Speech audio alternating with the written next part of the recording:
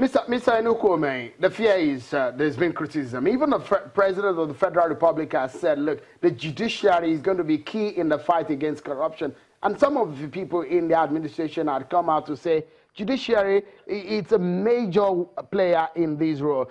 The way the judiciary is framed right now with this policy statement made by the CJN, what are your fears? Well, I will hardly not any fear. Like Mr. Ogunye said, it is salutary, the directive, policy directive given by the CJN is heartwarming, it's quite encouraging. And every forward-looking person in the country who has the interest of the nation at heart, particularly at addressing the endemic disease that corruption has brought to all of us, the ignominy attached thereto, and the ridicule with which a good number of persons are subjected to internationally. When you mention that you are a Nigerian, I think that the policy directive given by the CJN is a welcome development. For me, it would have come yesterday, but having come now, it should be embraced. My prayer is simple, that like my learned friend said, the quality of persons that should man these courts are very, very germane. I do know that the judiciary parades high-quality officers, men of impeccable characters. That is not to say there are no bad eggs or one or two Judas Iscariots among them. But at least if we have one or two Judas Iscariots, we should be talking about Peter, James, John, who should be able to do well in that particular respect. And when this comes on board, I believe that the lawyers, the litigants, the prosecution, and the defense, all hands will be on deck, so that when this issue is timely addressed, there will be international confidence in our judiciary.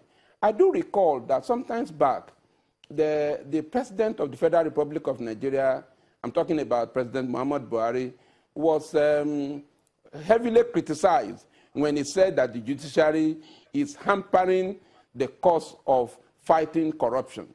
I think that statement, if it's taken into context, into perspective in which the CJN has acted now, it goes to show that if the president threw the ball at them, they have also thrown it back to say, yes, we are set.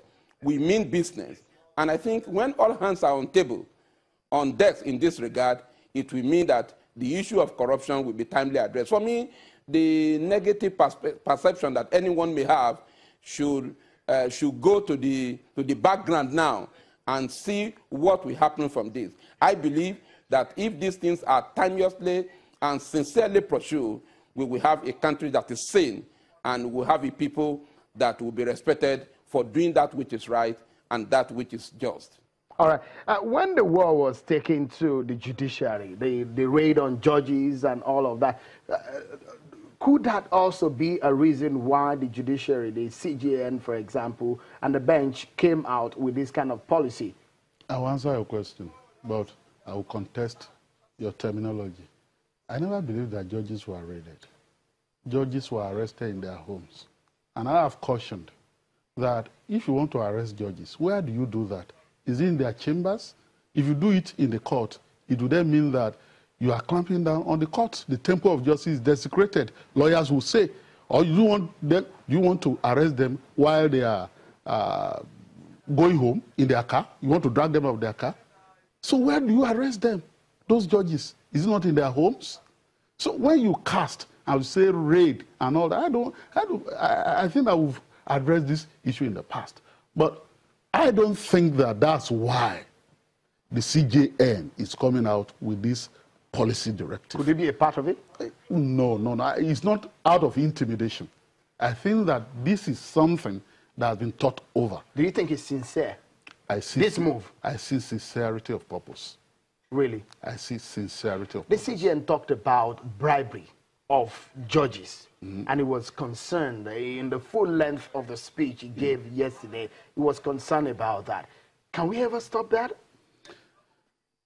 We can't stop corruption, but we can reduce it to the barest minimum and ensure that those who get caught are punished. The problem here is that before now, there were people who could be caught, and then impunity would disallow them from being punished. Now, if we're able to ensure that those who get caught get punished, I think that will solve the problem halfway. Before we close now, let me quickly take you on this. The boss of the traveling of the anti-corruption crusade of the Buhari government, as far as it has gone, and at this point that the CJN had come into these whatever, how would you assess the journey? My assessment, my sincere assessment, is that corruption is being fought by this administration. Are we satisfied? No. We need to do more. But at least we can see that corruption is being fought. It's different from a situation in which the person who's supposed to lead the charge of the fight against corruption was condoning it by explaining it away and saying that stealing was not corruption and that we are the ones over debating corruption and giving the perception that corruption was endemic in Nigeria.